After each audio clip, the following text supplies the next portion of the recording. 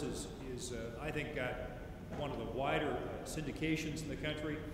He has a very distinctive style. Everyone immediately recognizes his style, and he's published a number of books of his works.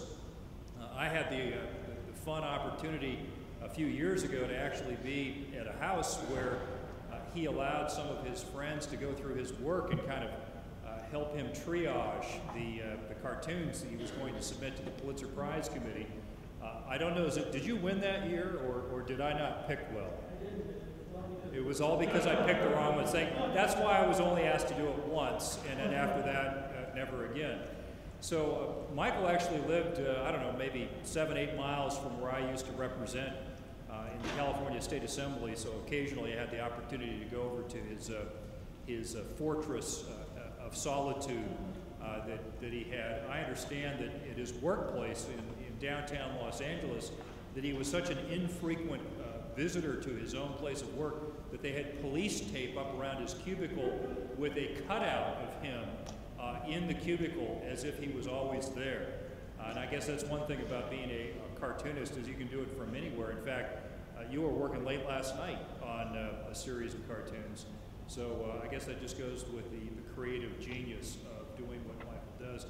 I don't know whether he'll go into it, but he has some very funny stories as well, where in one case, when he was receiving his first award, he actually was being protested by a large number of very unsavory left-wing types, and he protested himself because no one really knew what he looked like. And he's like, yeah, who is that jerk, you know? And so he was holding a sign protesting himself, and that's just the sort of guy he is. You know, that's the kind of guy you want as a political cartoonist, someone with that devilish sense of humor. Another thing you probably don't know about him is he's an accomplished musician, and he has his own band, and they do benefit concerts around Southern California. So not only could he offend you in pen and ink, but he could probably offend you in lyrics as well. So it's a double threat. So ladies and gentlemen, I'm very proud and delighted to announce the return of two-time Pulitzer Prize winning political cartoonist Michael Ramirez to the Lone Star State.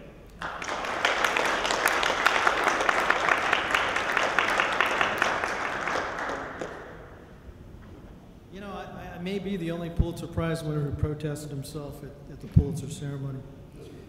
It's pretty funny, we got some pictures of it. I was actually just going to do my versions of AC/DC hits today, but Chuck talked me out of it. There was this young man, and he was on trial, and the judge was chastising him. He was saying, how can you possibly justify such a terrible crime, killing a California condor? There are only 37 of them left in the wild. What could possibly have been going through your mind to allow you to do such a heinous, heinous crime? The young man looked at the judge and he said, Your Honor, I was lost in the wilderness. I was camping, and as I was scrambling through this brush, I fell off a cliff and I landed on a ledge. And I was stuck there for 7 days and 7 nights with no water and no food. And I guess I looked pretty bad because as I laid there, this giant buzzard landed on top of me, started pecking at me. With the last ounce of strength that I had, I picked up a rock, I bashed him in the skull, and I ate him. It was a matter of sustenance, it was a matter of survival. The judge said, well, that's a pretty good excuse, I may just let you off. Just out of curiosity, what did it taste like? He said, well, it was kind of a cross between a bald eagle and a spotted owl.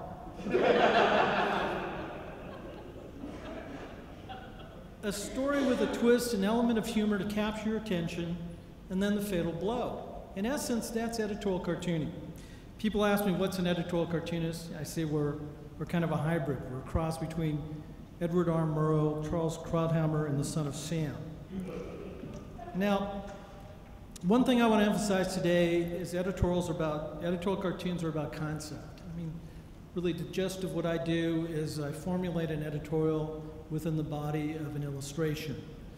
But the illustration is merely a vehicle to convey a point of view. We're here to protect and inform the public, to attack and repel those who do not share our philosophical interests, to attract and compel the reader to arms in the battle against the complacent, the lethargic, the champions of the status quo, the evildoers, and the sordid predators of society, and by that I mean politicians. Basically, I get paid to be obnoxious. It's the only other profession besides dentistry where you get paid to be obnoxious. Now, politicians think that they're paid to be obnoxious. They're not. They're just obnoxious. That's why we have editorial cartoons. It's a profession about ideas. 95% of what I do is concept or pushing a particular point of view. You know, in essence, we're the pit bulls of journalism, and we're trained to attack at the slightest provocation. We are the prosecution, pushing for a rapid conviction and an immediate execution. We are the defense, punching holes in the arguments raised against our cause. We are judge, we are jury. I'm not with the Ninth Circuit Court of Appeals, so you can actually understand my rulings. We stand in judgment over the issues, and the sentence that we levy is swift and harsh. But in order to be judge and jury, one must read and research to digest the complex issues and bring some semblance of order to them. In order to do that clearly, you have to be informed. Now, I've got a dual role at Investors Business Daily, which is my newspaper, and I think the best editorial page in the country. I co-manage the editorial page there. So I start the day around, well, if I'm going to Texas, I started around 2:30 in the morning. But usually I start around 5 or 5:30 in the morning. I watch the news at every half hour just to get a sense of what's being absorbed by the American consciousness in the news. I read 4 or 5 papers a day, you know, the New York Times, the Los Angeles Times, the Wall Street Journal, Investors Business Daily. Usually I read the day before. You know, some people say the truth lies somewhere between the editorial pages of the Wall Street Journal and the New York Times. The truth lies in the editorial pages of Investors Business Daily. If I didn't mention it, you go to investors.com/editorials. I'm basically a political analyst. I'm a political wonk. I read everything I can get my hands on. Of course, as a contributor to the Weekly Standard, every week I read the Weekly Standard. I read the National Review. I read Mother Jones. Sometimes when I want a good laugh, I'll read The Nation. But I think it's important to view the issues on the broadest possible reference plane. In fact, if you firmly believe in any ideas or any issues, I urge you to read the opposite of them. Most of the times, I think it's going to reinforce your original beliefs. But on the rare occasion, it might actually change your mind. And either way, you have a larger and more comprehensive view of the issue, which I think is the fundamental part of analysis. I believe it's important to understand all sides of an issue, and that entails knowing the contrary point of view. I'm a firm believer in the statement, "Know thine enemy." So basically, I spend my time gathering information. I process the information to draw a conclusion, to draw a cartoon, and hopefully to draw blood. Now, a reporter's job is to be the purveyor of fact, to point out the injustices of the world, and to shine the hot spotlight of exposure to wound the perpetrators of those injustices with the truth. Editorial cartoonists, we go back and shoot the wounded. Now, I want to make a distinction here between objective news and the subjective editorial page. You know, I always find it funny when people call me up and they say, well, usually they don't call me Mr. Ramirez, they call me other names, but they say you're way too opinionated. And I have to tell them, well, that's why I'm on the opinion page. But I realize these days it's hard to distinguish between the two, and I guess that's what this session's going to be about. The truth is the mainstream media is doing an awful job of relaying objective news. And this is why people trust the media less than they do politicians, and we know how much they trust politicians. It's a factor in the number of the circulations of newspapers going down. And it's because they're not delivering factual, objective news. Now, obviously, there's a convergence of new media where people are relying on the web for information because the media is so biased. I mean, why would anyone want to buy misinformation when they can get real information for free on the internet? I think there's a widespread manipulation going on in the media. The mainstream media has been perpetuating a lot of myths, and bearing the truth to push their agenda and to sell newspapers. Now, I just gave a speech up at the Reagan Ranch out in Santa Barbara. And it reminded me of the coverage of the Reagan centennial celebration a couple of years ago. And I think this bias was clearly evident then. The media cooed about Reagan's communication skills, about his likability, Ronald Reagan, the great communicator. But they glossed over his achievements. Reagan was perhaps the greatest president of modern times. And he provides all of us a lesson in presidential leadership. Now, true, it was his oratorical skill that made Reagan such a potent force, but it was his ideas and his unwavering belief in America's greatness that made him great. Now, if you've been to the Reagan Museum in Simi Valley, it's a fantastic place. You might have seen the clip where Ronald Reagan is hosting a bunch of editorial cartoonists in the Rose Garden. And I was fortunate enough, you could see the back of my head when I had hair. And you know, one thing I loved about Ronald Reagan was his sense of humor. The joke he told when we were there was about the difference between the United States and the Soviet Union, democracy versus a communist society where free speech is limited. He said, the difference between the United States and the Soviet Union is in the United States, political cartoonists can draw cartoons on the President of the United States. In the Soviet Union, political cartoonists must draw editorial cartoons on the President of the United States. You see, Ronald Reagan was essentially an editorial cartoonist, but with words. His jokes were funny, but they always had a cogent point. It's a lesson, I think, you could probably take in this conference. Because humor is it's a great vehicle to reach a larger audience with your message. And if you could wrap that around a cogent point, you have a very, very effective tool of communication. Now take America's Cold War with the Soviet Union. On March 8th, 1983, Ronald Reagan declared the Soviet Union the evil empire. Now, the reaction was immediate. A blanket of condemnation rose from the political pundits and the mainstream media. Critics in conventional wisdom called Reagan's remarks unpresidential and an abrogation of diplomacy. They characterized him as this doddering old man, barely in charge of his mental faculties, who was unaware of what he was saying, and worse. But in the most remote part of Siberia, deep in a Soviet gulag, in a dark, damp, and dingy cell, a sympathetic guard leaned over to a Soviet dissident, a political prisoner, and quietly whispered in his ear, Ronald Reagan has just called the Soviet Union the evil empire. The whisper hung there for a brief moment. The guard left the prisoner in the darkness of his prison cell. Quietly, the metallic sound of a worn spoon tapped against stone, repeating the news in Morse code, which echoed along the walls of the gulag. Ronald Reagan has called the Soviet Union the evil empire. One spoon tapping out the hopes of those imprisoned in the darkness. One spoon followed by another, then another, and another, tapping harder, metal against rock, bursting into a cacophony of defiance. You see, words have meaning. And Reagan's words marked the beginning of the end of the Soviet Union. Reagan was a crusader against evil in the world, and he boldly challenged Mr. Gorbachev, tear down that wall, and it fell. Words have power. But words are only as powerful if they're pursued with meaning and purpose, commitment, and action. The collapse of the Soviet Union was only one facet of Reagan's achievements.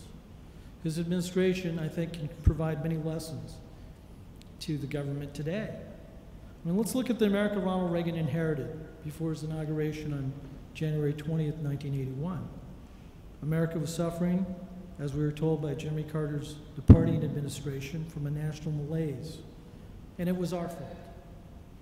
The misery index, the unemployment plus inflation, was above 20%. We had high unemployment, double-digit inflation. I don't know if you remember, it was 13.5%, and double-digit interest rates. The prime rate was 21.5%. The soft policy of Jimmy Carter's policy of appeasement had severely damaged America's international reputation. Deep cuts in the military had damaged our defense posture. Iran had taken 66 American hostages. 52 of them remained in Iran for 444 days. In the winter of 1979, America had lost faith in itself. Jimmy Carter told us to stop whining and be more conservative. In 1980, America took Carter's advice and they elected Ronald Reagan. About 20 minutes after he was sworn in, the hostages were released. See, Reagan took us from the darkness. He restored funding and established a strong national defense and advocated a diplomatic policy of peace through strength. He pledged to reduce government programs. He pushed a 25% across-the-board cut in income taxes, the largest in history. He stopped apologizing for U.S. wealth and might, and he projected America's greatness. The Economic Recovery Tax Act that Reagan signed into law in 1981 was to be the engine of economic growth for over 2 decades. It was a free market-based economic prescription that created greater incentives for work, investment, and individual achievement that unshackled the American dream. Now, for those who believed it was a windfall for the rich, the top 10% were paying 48% of total income taxes in 1981. By 1988, the top 10% were paying 57.2% of total income taxes. But most of all, rather than apologize for America, he made America believe in itself again. Words have power. It was a uniquely American idea, one that believed in the power of the people rather than the government to find answers to our problems. It's not a Republican idea. It's not a Democratic idea. It is an American idea. Reagan believed if government would get out of the way, Americans could provide the solutions. Now today the media is trying to make the comparison of our current president to Ronald Reagan. There really is no comparison. You know, when I watch the news, I get so frustrated because basically the media isn't covering all the news that you should be hearing. And I think they played a significant role in this last election. I believe in the American public. And I think if we had an informed constituency, they would make better choices. These are all things that you probably should have heard from the mainstream media, but it doesn't fit into their agenda. It shouldn't be my job as a political cartoonist to tell you this. Newspapers and the media have an obligation to give the readers the truth. Not a filtered version of the truth, not a politically correct version of the truth, but simply the truth. We're all human beings, and most of my journalistic colleagues are as well. Therefore, they will undoubtedly have their own interpretation of events, but that's what makes it so important to cover an issue in its entirety. Differing perceptions can easily color an issue. Let me give you an example. Sherlock Holmes and Dr. Watson went out camping, and as they lay down to sleep, Holmes turned to Watson and he said, "Watson, look up into the sky and tell me what you see." And Watson thought about it for a minute and he said, "Well, I see millions and millions of stars." And Holmes said, "Well, what does that tell you?" And Watson replied, "Well, astronomically, it tells me that there are millions of galaxies and potentially billions of planets. Theologically, it tells me that there must be a God to create something so magnificent, and that God is great and we're small and insignificant. Meteorologically, it tells me, well, it's a clear, beautiful evening sky. It's probably going to be a beautiful day tomorrow." Then Watson turned to Holmes and he said, "What does it tell you?" And Holmes looked up and he said, "Somebody stole our tent." You know, we have a participatory democratic republic, the best system of governance in the world, truly a government of the people, by the people, and for the people, but only if the people participate. And it's a media that's there to give them the answers and to give them the information so that they can make competent decisions. Let me tell you the story, this duck story. There's this duck. He waddled into the store and went up to the manager and said, "Got any grapes?" And the manager looked at the duck and he said, no, I don't have grapes. Duck said, oh, walked out. 10 minutes later, this duck comes waddling in, goes up to the manager and says, got any grapes? The manager looks at the duck and he says, no, I have no grapes. I have no fruit section. Duck goes, oh, and walks out. 10 minutes later, this duck comes waddling in, goes up to the manager and says, got any grapes? The manager goes, what's wrong with you, duck? I have no grapes.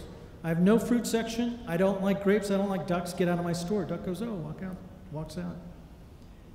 10 minutes later, this duck comes waddling up to the manager and says, got any grapes? The manager goes, what is wrong with you? I have no grapes. Duck goes, oh, and walks out. 10 minutes later, the duck comes waddling in. The manager goes, hold it right there, duck. If you ask me for grapes one more time, I'm going to nail your little web feet to the floor. Ask me for anything else. Don't ask me for grapes. Duck goes, got any nails? He says, no. Got any grapes?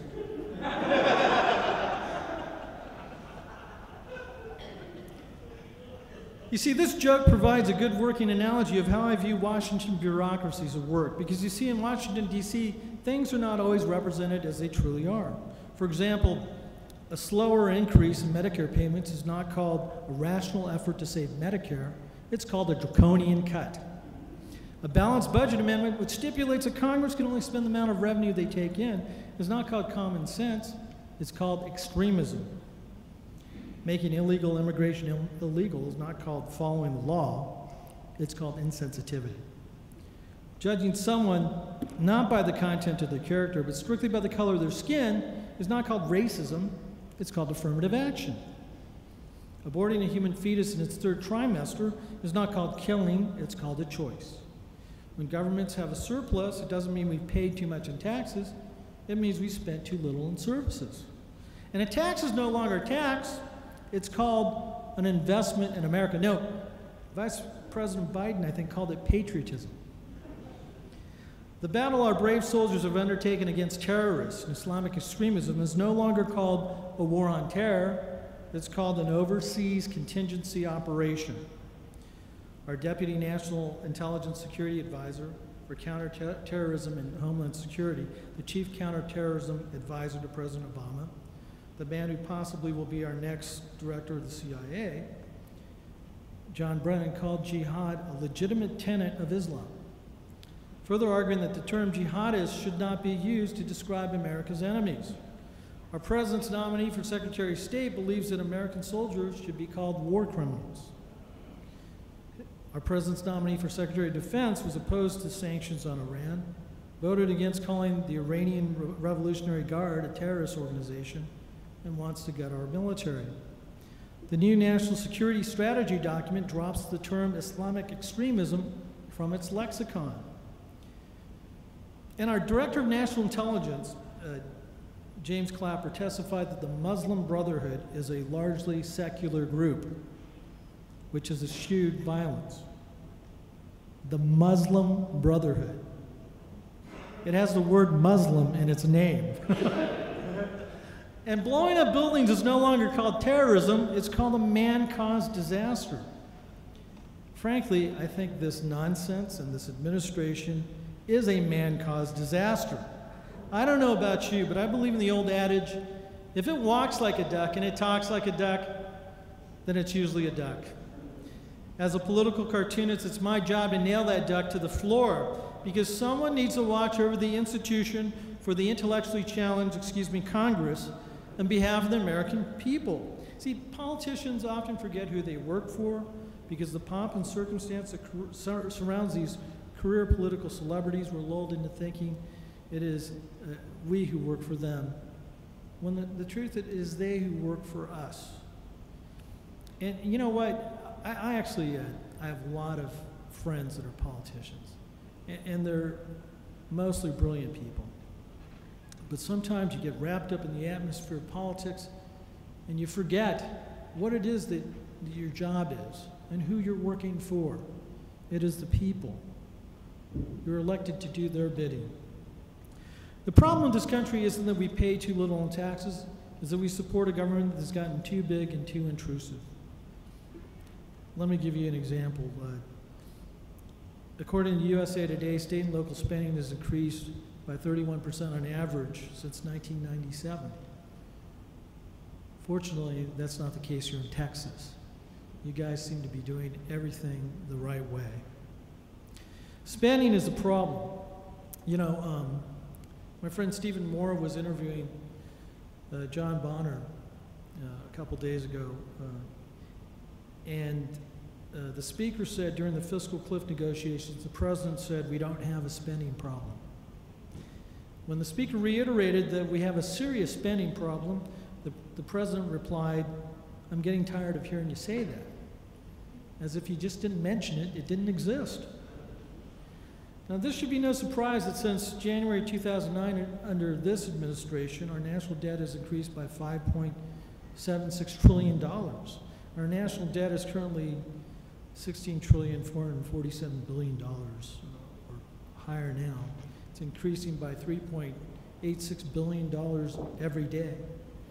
Now, this doesn't include the real detrimental fiscal effects of Obamacare or hemorrhaging entitlement programs or the cost of financing our debt if there's any slight change in our credit rating. Never mind the dynamic changes that are occurring in our demographics, where a significant portion of our population is getting old, and the demands on those very entitlements are rapidly decreasing, while the number of young workers that replace them and fund those entitlements are decreasing. Now, there's plenty of blame to go around for both parties. But we should see the facts of what's going on.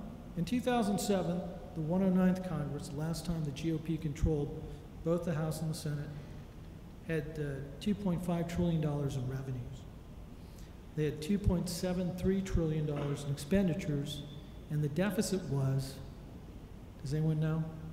$161 billion. That was just a little over 5 years ago. Our revenues have decreased to $2.46 trillion. Our expenditures have increased to $3.796 trillion. And our deficit is now $1.327 trillion with a T. Now, our population has increased around 3.8% during that period of time. We had a 38% increase in federal spending, a 724% increase in deficit spending. Are our services 38% better? Now, my job is to put these things into pictures, and I know you don't want me to just go on, and believe me, I could just go on and on about everything. You know, our country was built around the idea of self-governance and independence, but 39% of Americans are on some kind of government program. 1 in 6 Americans are on direct government assistance. 50% of Americans, or actually 47%, do not pay federal taxes. In the last election, we had less than 58% turnout of all registered voters.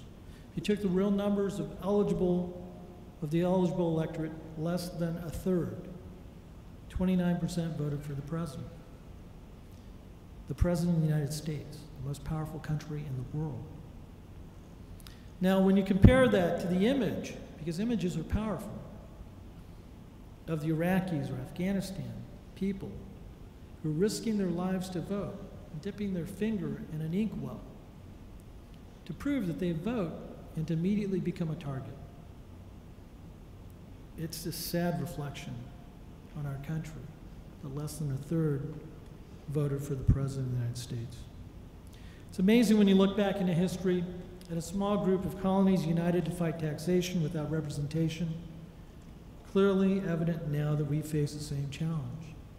This is a nation founded on the principles of limited government, individual liberty, self-responsibility, and a strong national defense.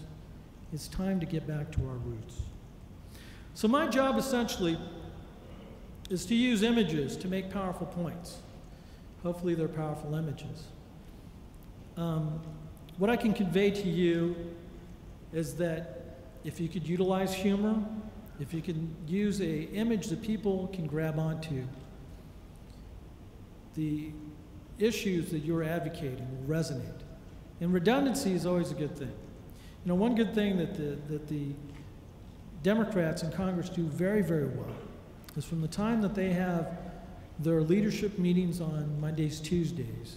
They formulate what the broad points they're going to say through the week, and they repeat them over and over, every single one of them, until that weekend news wrap-up. And they're very, very concise and very, very easily understood. The Republicans don't do that very, very well. So I'm going to show you how I do it with political cartoons, and perhaps you can wrap your mind around that and think about how you can take the issues that you're mostly interested in and find simple images or simple words to pronounce those issues, to define those issues, and to sell them. Because the bottom line is this: look, editorial cartooning is just like advertising. The only difference is with editorial cartoons, you're selling an idea. With advertising, you're selling a product. As members of the legislature or part of the legislative conference, you're going to be doing the same thing. So try to think of those terms. Let's start with the slides here. Chuck, how late am I going till? Oh, okay. So 3 o'clock? 3:15. This is my favorite cartoon. It's John McCain in a snowstorm. Okay, this is my book. I'm a capitalist pig. Go out and buy it. Everybody has a right to my opinion. Here is Bill Clinton looking over the demilitarized zone between North and South Korea. If you read the copy, it says President Clinton looks into binoculars, but still have the lens caps on. Not limited to President Clinton. Why I love doing my job. It's the mark of an educated mind to be able to entertain a thought without accepting it. Aristotle. This is the 1994 Pulitzer collection. It depends on what the meaning of is. This is on U.S.-Japan trade. Aren't they supposed to face you when they bow? And in light of the modernization of society, we'd like to renegotiate the 10 Commandments down to 4.5. Moral values: if it were not for reporters, I'd tell you the truth. Chester Arthur. Our moral fabric. Now, I got to say, these are the best editorial cartoons, the most concise images with the powerful point. You look at it, you get it immediately. Father, you can't say prayers during graduation ceremonies, but if you print them on condoms, we'd be happy to distribute them. What I wanted to do on Father's Day: meet my father. Here's a black man with a black kid, a white man with a white kid. The black man's thinking white man's thinking black. The kids are going, look, another kid. Shows you that racism is taught. The kids sliding into gangs. You two here to be married? Yes. We'll step up and be counted. Why society would try to impose its moral values on us is beyond me. It's perfectly natural for two people in love to want to get married. Your father should be proud of you. He is my father. I'm just addressing the complications of I'm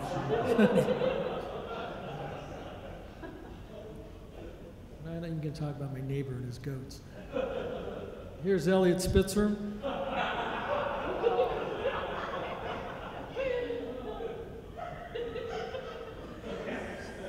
You can fool all the people some of the time and some of the people all the time, but you cannot fool all the people all the time. Abraham Lincoln.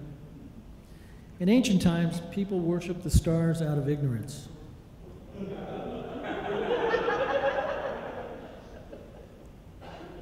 Who would callously glamorize drugs and tobacco just for profit? Hollywood. Son, your father and I have decided not to let you watch television anymore because it promotes violence.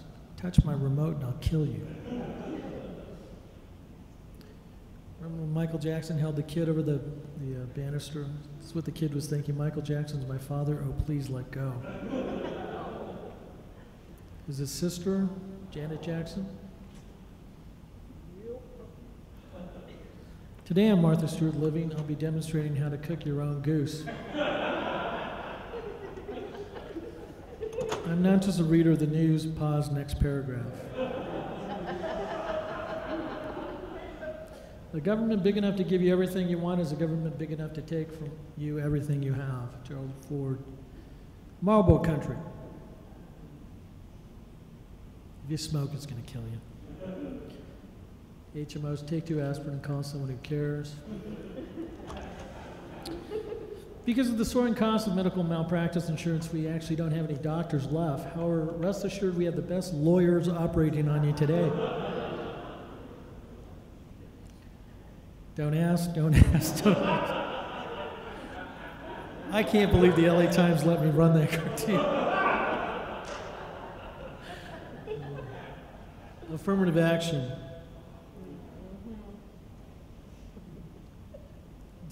Do cell phones interrupt your driving? Can I call you back? This is after the Ninth Circuit Court of Appeals ruled against a Pledge of Allegiance. Bryson, Bubba the Clown was all booked up, so we got the next best thing. Are you really from the U.S. Ninth Circuit Court of Appeals? Viva bilingual education. And here to share his personal success story through bilingual education is Miguel. Okay? We need better immigration laws. Profiling is politically incorrect. Besides, they pose no real serious threat to us.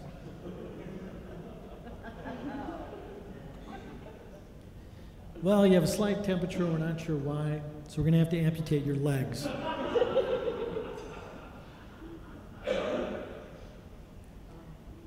Social Security, Medicare. You know, it's an $80 to $100 trillion unfunded liability right now. And the fact that they're not doing anything to fix it is very disturbing. Freeze, homicide, burglary, worse, trans fat. Raise your hands and step away from the chicken. Here's Barry Bonds trying to fill Babe Ruth's shoes, proving that steroids do not make you bigger. Here's our U.S. border fence with the service entrance. The business of America is business, Calvin Coolidge. Saving Social Security. I love their faces. They seem so happy. Well, don't just sit there, pay the man. Day trading.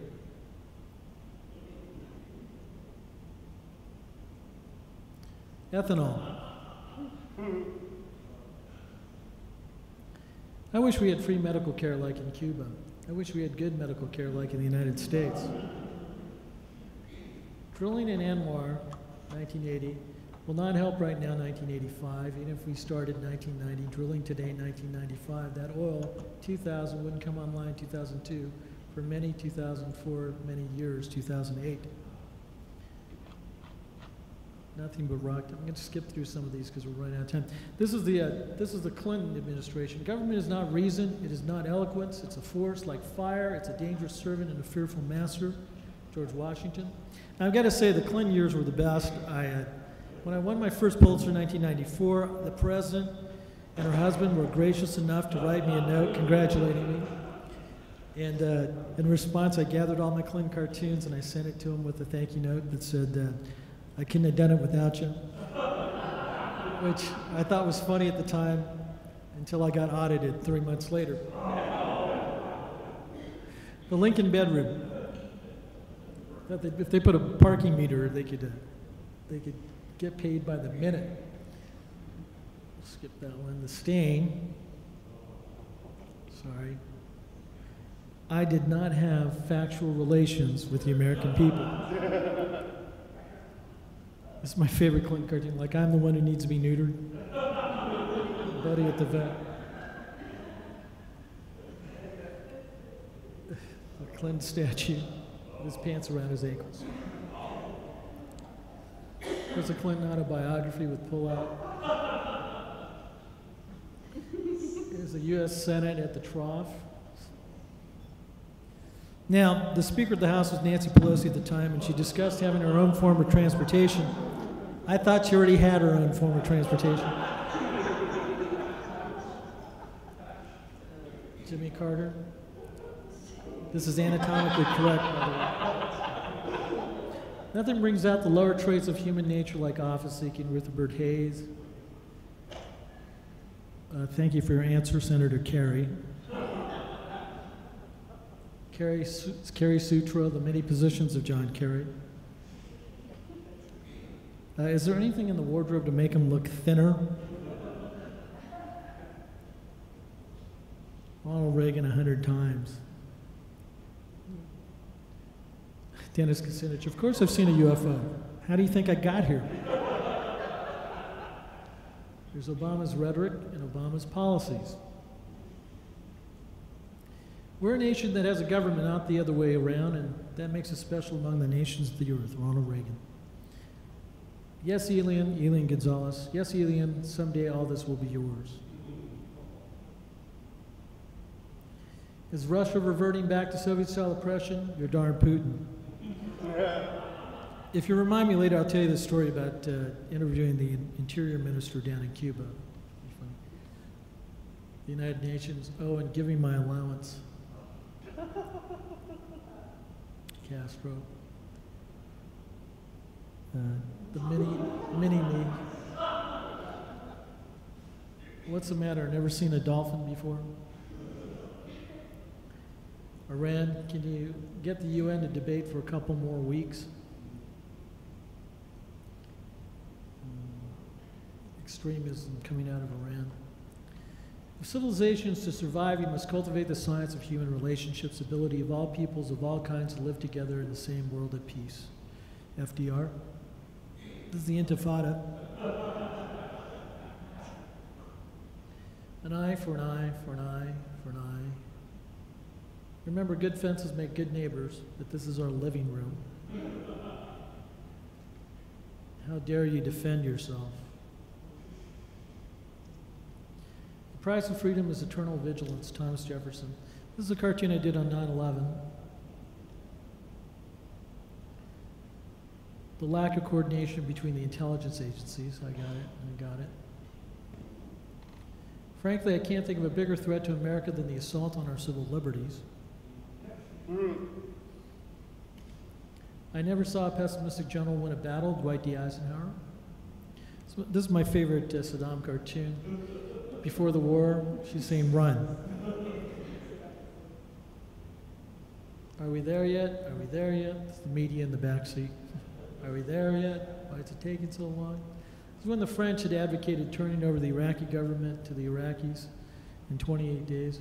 It's totally unrealistic to turn over power to the Iraqis in 30 days. Why? We turn over our government to the Nazis in under 30 days. Gotcha. I'm going to cruise through some of these here. This is the 2008 Pulitzer collection. I have no idea what it is, but I feel strangely attracted to it. As a matter of fact, we just bought another SUV. I looked the man in the eye. I was able to get a sense of his soul. Bush on Putin. Unfortunately, Putin was wearing contacts that day. Whatever the cost may be, we shall fight on the beaches, we shall fight on the landing grounds, we shall fight in the fields and in the streets, we shall fight in the hills, we shall never surrender. Harry Reid, run away. Saving Social Security again. It's on ethanol. Excuse me, I'm going to need that to run my car. The gray wall between product safety and the factories in China. Hillary Clinton, I pledge no more personal attacks on my drug-addicted, possibly Muslim opponent. California Heroes and Fires. The CBS anchor.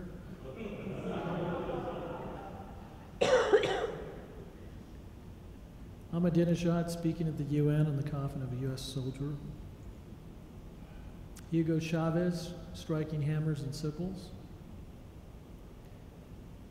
Skip that one.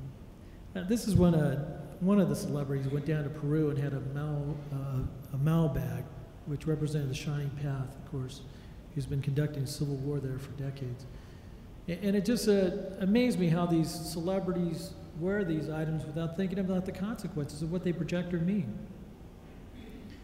For the last time, if you don't tell us where you planted the nuclear device, we'll have no choice but to appoint a lawyer for you. The ATM and the AMT. This is based on an actual story. This is Sheryl Crow. Meet Sheryl Crow. She uses only 1 square of toilet paper per bathroom visit to fight global warming. And she's holding her hand out there to shake the guy's hand. Give me liberty or give me a government bailout. I'm okay. I landed on a taxpayer. How close are we getting on time? Okay, good, good. Junior, it's time to take your Lipitor. Not now, Mom. I'm playing baseball. Reality TV, this Kardashian thing, I just don't get it. You know? A young Barack Obama.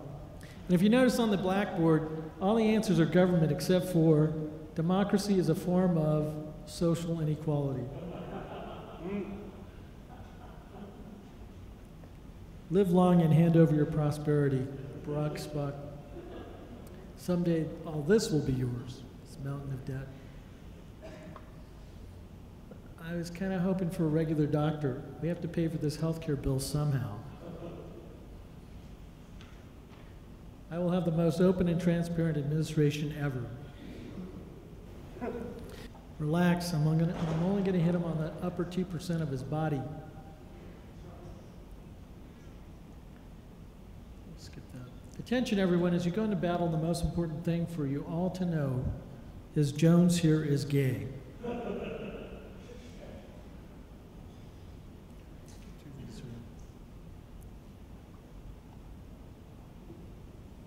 Now, they had this is endless unemployment benefits bearing fruit. They had a study done, I think it was in Norway, where they had, I think it was 6 or 7 years of unemployment benefits. And of course, people started getting jobs in the 7th year. So they reduced it to 5 years and amazingly conducted another study, and amazingly, they started getting jobs after 5 years. So they reduced it to 4 years, and amazingly, people start getting jobs after 4 years. I think it's pretty clear. Here's the red ink spill versus the oil spill. The weekend with the summer recovery.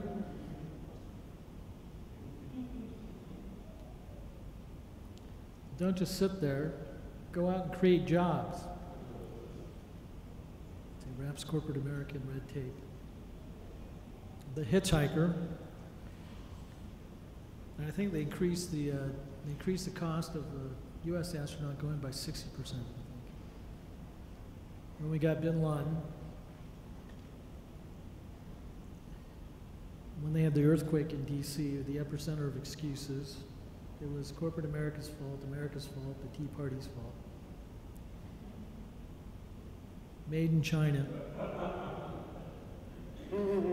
So I'm going to go into Q&A here as I show you these last slides. Now these are all just images that translate an idea. On the debt ceiling, big government taking the money out of Uncle Sam's pocket. Gaddafi, just one of the rats that they got in a multitude of rats. An illustrated version of what the budget pie was and how minuscule the amount of cuts are that they're actually proposing. And in this last round with the fiscal cliff, as you know, not only did they not cut any spending, they added $330 billion of spending.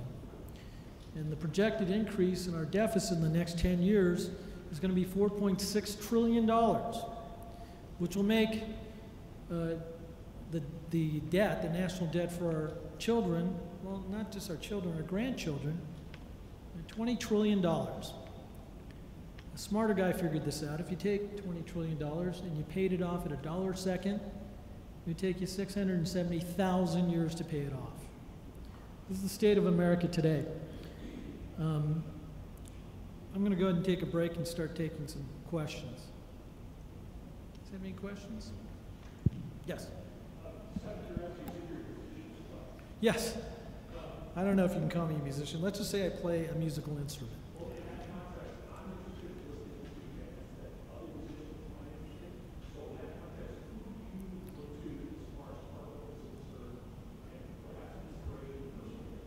Oh, okay. Well, you know, it's strange. As a political cartoonist, I actually hate to draw. I love the analysis part. I love the research part. I just read everything I get my hands The drawing portion of it is just an exercise to translate what's in my mind's eye to the audience. And it's more like, you know, when you design something, it's very creative. But then manufacturing is sort of like, you know, a factory production. And I can't draw nearly as well as I wish I could. So they don't come out nearly as good as I like. And, you know, maybe that's the sole artistic part about it. I just hate everything I do. But from the art point of view of an editorial cartoonist, like any art, I think we have our generational influences. For me, it was guys like Paul Conrad, because I read the LA Times when I was growing up with my father every morning during breakfast. He would read the LA Times first, and I would read the Orange County Register.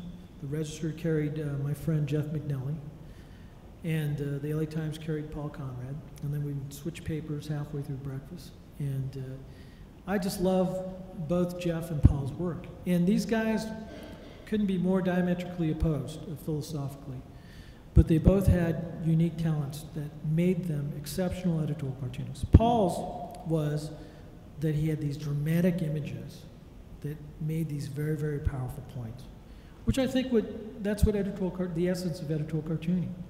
I mean, that's why it is a legitimate arm of journalism. So he's making these profound statements with these dramatic images, and they're very, very concise. Jeff was an amazing artist. I mean, he could draw anything, and he was brilliant, and he was funny. He injected humor into something that actually expanded the audience to a much, much larger audience of people by injecting humor into these cartoons. And he drew so well, and it was so funny that you wanted to read it. So what I've done in my cartoons is sort of combine those two elements and tried to make them funny when I could, but always make them profound. Other cartoonists that I've admired, my colleagues, you know, I love the way Jim Boardman draws. But to be honest with you, I don't look at other editorial cartoons at all, because we cover all the same events, and with politics, there's a repeat of issues. So I just don't even bother. I'm too frustrated by the failure in my own work to look at the success in others. Yes?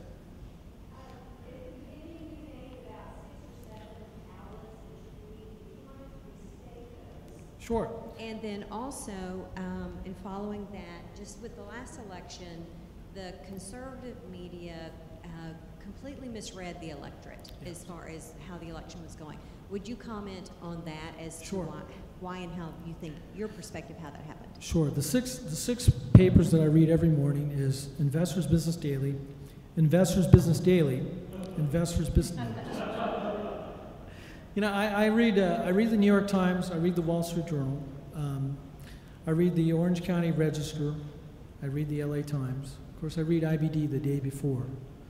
And then, you know, the other paper, usually I'll read online. It'll be, you know, sometimes I like to read what the Trib is doing, although they've moderated a lot in their editorial positions from the past. Of course, read the Drudge Report every morning, and Hot Air. I mean, there's a bunch of blogs and new media that I'll just go from place to place. But that's generally it. I mean, those five are the major ones, and then I'll read something else. But it depends on the issues and who's covering it, you know. A lot of what I do is formulated on the specific issues themselves and what's capturing our attention. The unfortunate part of editorial cartooning is you only have one window of opportunity to sell your agenda. And if people are unfamiliar with it, no matter how much you want to tackle the issue, sometimes these issues are just much, much too complex to be able to translate that and make people fully understand what the issue is. So they have to be acquainted with it somewhat. So whatever happens to be the big issue of the day, whatever newspapers are talking about it, I don't just take it from one source. I just usually hit on it from one source and then go down the pike, you know, see what the Washington Post is saying on it, see what the New York Times is saying about it, just to kind of get a pretty good sense of what they're talking about. But of course, all these issues, like you guys, because you guys are all politically informed, all these issues we deal with all the time. So a lot of them are just a regurgitation of the same thing. Next question. Yes, sir.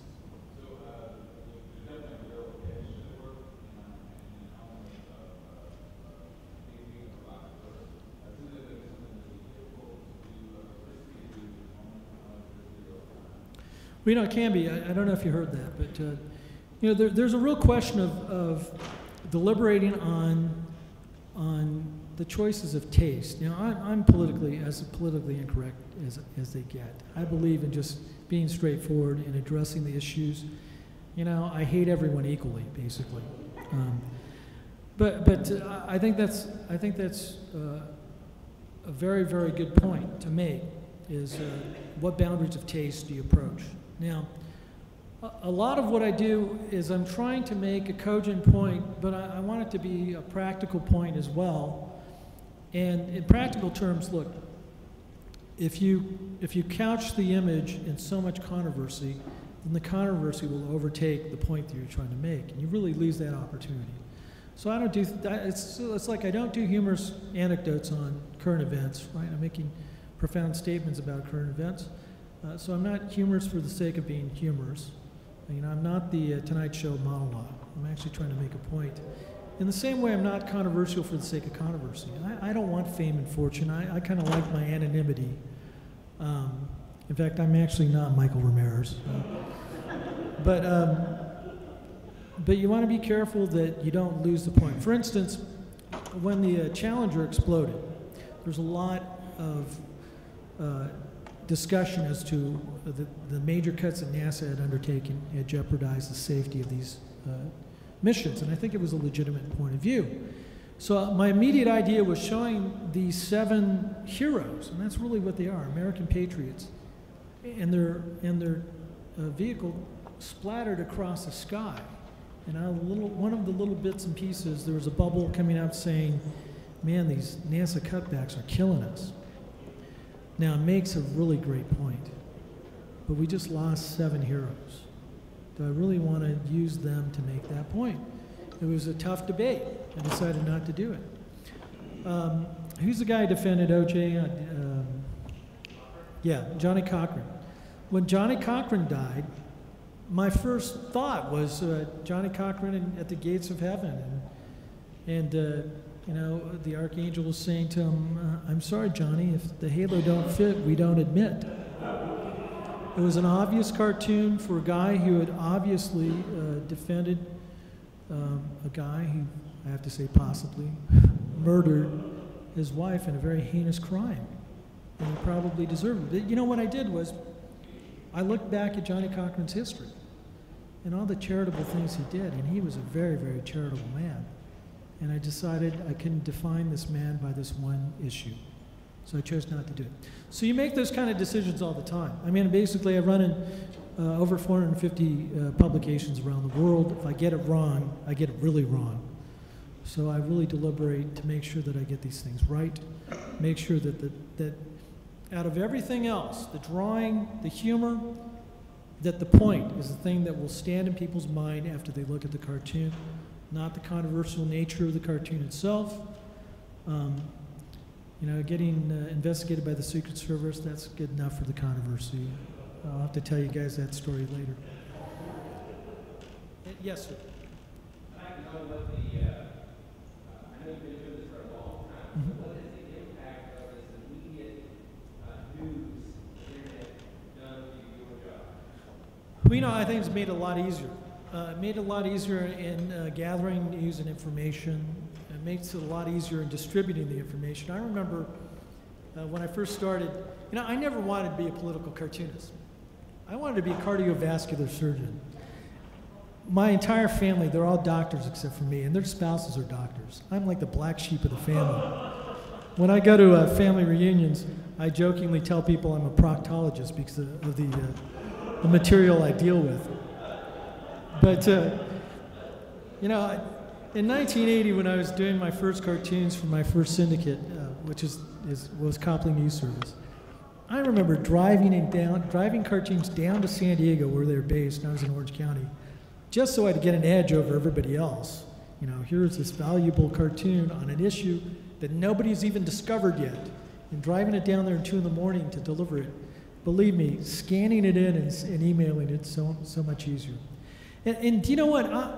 I think the beauty of America is its access of information and the delivery of information, the freedom of speech and the freedom of information. Now, granted, the internet has a lot of garbage on it, but there's enough stuff on there, legitimate information, that you can discern which is garbage and what isn't. And having more access to information, I think, is always a good thing.